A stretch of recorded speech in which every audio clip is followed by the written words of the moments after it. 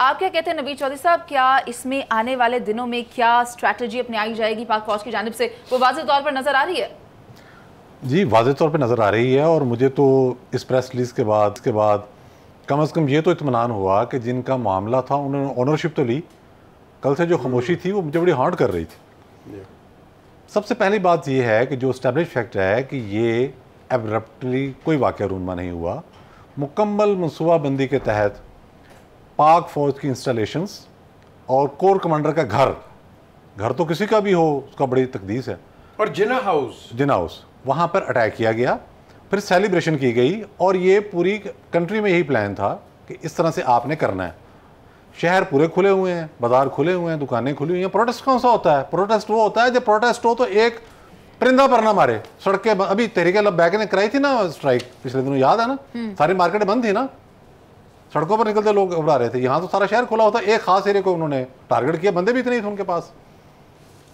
अब planned attack है पाकिस्तानी फ़ौज पर, और बाकायदा जो वो कहते आ रहे हैं कि मेरा निशाना ये है कोर कमांडर्स GHQ। ये तो हम जो लोग कहते थे कि ये सियासी फार्म है TTP की, PTI, तो वो उन्होंने इस्टेब्लिश कर दिया। तो फ़ौज को इस पर ऑनरशिप जो लेनी थी वो उन्होंने ली, बहुत दुरुस्त ली। और सारी चीज़ें जो हैं वो फ़ौज के नोटिस में थी कि किस तरह से व्हाट्सएप ग्रुप बने, किस तरह से कहा गया कि आपने कैसे कैसे फ़ौजी तनसीबात या उनकी रहायशगाहों की जाना बढ़ना है। ये तो एक चीज़ सामने आ गई। अब मामला ये है कि इसके पीछे कौन है, ये जानना भी ज़रूरी है ना। कि एक इमरान खान साहब तो हैं, इजाज़ चौधरी है उसका बेटा तो है, यास्मीन राशिद है, बाकी लोग हैं, मुराद सईद है, बाकी जितने लोग हैं वो सारे हैं, ये नहीं कि नहीं है। लेकिन पीछे कुछ और लोग भी हैं ना। वो तारक रहीम एक बहुत बड़े साजिशी किरदार हैं, बल्कि है कहना चाहिए, है तो नहीं कहना चाहिए। KTR वही जो अभी साकिब निसार को बता रहा था कि किस तरह से, और साकिब निसार उसको बता रहा था कि हुकूमत कैसे टॉपल करनी है। तो ये सारी गेम में है ना। वो कह रहा है कि ISI इस्लामाबाद के दफ्तर के करीब 7-8 लोग मारे गए हैं, मैंने तुम्हें कुछ चीज़ें भेजी हैं वो देख लो। यानी कि आप देखें कि मैनिपुलेशन किस सतह पर और किस लेवल पर हो रही है।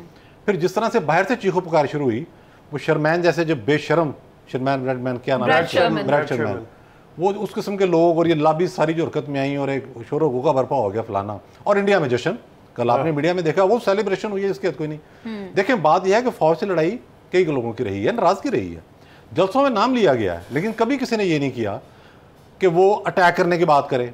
सबसे बड़ा जो इस्लामाबाद में आज तक मुजाहरा है, जो मेरी नॉलेज में है ह्यूमन हिस्ट्री का, वो आज़ादी मार्च 2019 में था। उसमें भी ये कहा गया था कि अगर हमारे मामला तय नहीं पाए तो हम सदर बाजार के अंदर धरना देंगे, जो GHQ उससे बहरहाल काफ़ी फासले पर है। मैं तो आपने भी देखा अगर में उन्होंने कहा था वहाँ धरना देंगे, ये बात की थी। जब आप अपने इदारों को अटैक करने शुरू कर देंगे, और अटैक भी इस अंदाज में कि तज़हीक का पर कोई सालन उठा के लेके जा रहा है, कोई मोर उठा के लेके जा रहा है कोर कमांडर के घर से, भी ये कौन सा तमाशा हो रहा है जी। इसका मतलब ये है कि इदारे की जो सैंक्टिटी है वो भी गई, इदारे का रोब और दबदबा भी गया। अब जो कार्रवाई आपने करनी है वो मैं आपसे गुजारिश करूंगा, कानून के 2 तलाक होते हैं, एक होता है नॉर्मल अंदाज में और एक होता है बेरहमाना।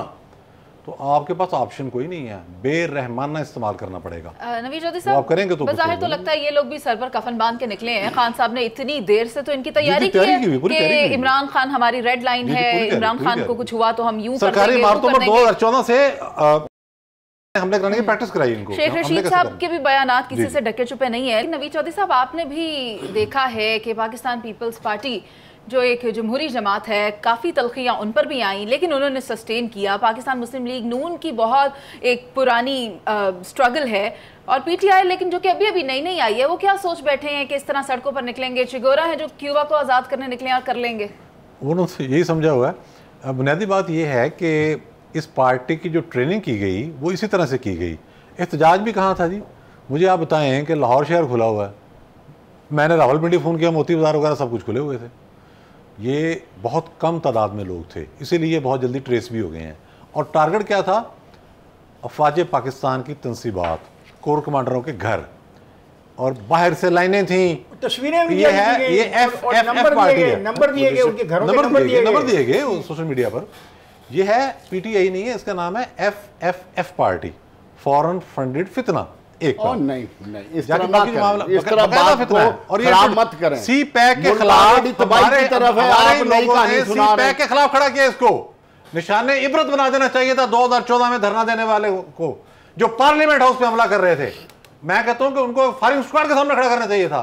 कभी IMF के डील रिक्वायरे होते हैं इनका लिहाज कर करके आज ये नौबत आ गई। तो आपने इनका कौन सा लिहाज कराया बिल्डिंग कर लिया ना? 25 मई का सुप्रीम कोर्ट का फैसला इम्प्लीमेंट होता, इमरान खान कोई नहीं अदालत में नायल हो चुका होता।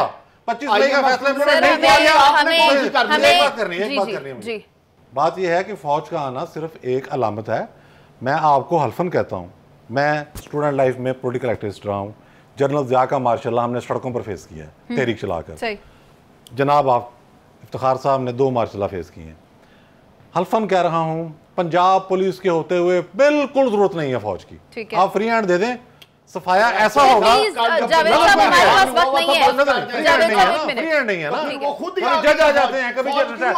नवीद साहब आपका क्या ख्याल है, खान साहब को लाने वाले, उनके हक में फैसले करने वाले, मैं नाम तो नहीं लेती, आप ज्यादा बेहतर जानते हैं, उनको क्यों आउट कर दिया? उनके खिलाफ भी तो कार्रवाई बनती है। मेरा ख्याल है कि कोई ना कोई बयान उनकी तरफ से आ जाएगा, मेरा अंदाजा है, क्योंकि ये मुमकिन नहीं है। अब केस को ना हमें समझ लेना चाहिए कि बहुत सारे दोस्त कह देते हैं कि ये केस नहीं है, केस बहुत संगीन है। नेशनल क्राइम एजेंसी जो है बरतानिया की, वो एक ऐसी अमाउंट पकड़ती है जो गैर कानूनी है, डिक्लेयर करती है। उसके बाद उनका तरीक़ेकार ये है कि उस अमाउंट को वो मुतलका हुकूमत के सुपुर्द करती है, ये कहकर ये आपके अवाम की अमानत है। अमाउंट किसकी? जब रकम ट्रांसफ़र होती है तो उसको स्टेट बैंक के अकाउंट नंबर 1 में जमा कराया जाता है। ये तरीक़ेकार होता है जो बाहर से आती है गैर कानूनी रकम। FATF के बाद कानून बहुत ज़्यादा सख्त हो गए पहले भी, लेकिन नेशनल क्राइम एजेंसी का कारनामा है। अब रकम पाकिस्तान में जब आई तो हुआ क्या कि उसको बजाय स्टेट बैंक के अकाउंट नंबर 1 में जमा कराने के कैबिनेट के इजलास में ले जाया गया, क्योंकि जिस शख्स की जो अमाउंट ज़ब्त होकर यहाँ आई थी वो सुप्रीम कोर्ट से सेटलमेंट कर रहा था एक बहुत बड़ी, जिसके तहत उसको 460 अरब रुपये अदा करने, यानी वो भी फरीक है जी, उसने अपने अलग अदा करने थे, इस रकम से कोई ताल्लुक नहीं था। अब कैबिनेट से मंजूरी ली गई कि ये रकम जो आई है ज़ब्त होकर जो जानी है कौमी खजाने में, वो उसने अलग देने हैं, उसका ताल्लुक उससे अलग है, ये उसको दे दें ताकि ये उस खाते में जमा करा दे। जरा आप अंदाजा लगाएं। तो there is no free lunch. बाद में पता चला कि अल कादर यूनिवर्सिटी के नाम से एक बड़ा इंफ्रास्ट्रक्चर मैनेजर, सूफी यूनिवर्सिटी, ठीक है ना, अच्छा। जेल में एक ज़मीन आ गई। वो पहले तो वो आए मशहूर ज़माना किरदार हमारे जो हैं मलिक रियाज साहब, जुल्फी बुखारी साहब। अच्छा। उसके बाद आपने देखा कि वो बुशरा बीबी ने मुआहदा किया। अच्छा, मुआहदा क्या है कि इसको चलाने का खर्चा, बिल्डिंग का खर्चा, सारे का सारा खर्चा भी आपने लेना है। और उसके बाद एक बड़ा कतई अराजी जो है अल कादर यूनिवर्सिटी के नाम पर, वो बनी गाला में भी ले लिया गया। ये वही शख्सियत हैं जिनकी बेटी ने कहा था कि मैडम को 5 कैरेट की जो है वो अंगूठी चाहिए, 3 की नहीं चलेगी। ये वही है जिसके मतलब कहा जाता है कि DG ISI जो उस वक्त के थे, उन्होंने जाकर इमरान खान साहब से कहा कि आपकी बेगम ने तो नहीं डाल दिया, बस कर दें। नाम लेने से डर रहे हैं। वो DG ISI ने जाकर कहा था आपकी बेटी ने, आपकी बेगम ने नहीं डाल दिया। चौधरी साहब डरते हैं ना, नाम नहीं ले रहे ना, पूरी तकरीर कर दी, ये नहीं बता रहे पैसे। चलिए ठीक है, वक्त कम है, मतलब करप्शन में गुदे हुए हैं सारे।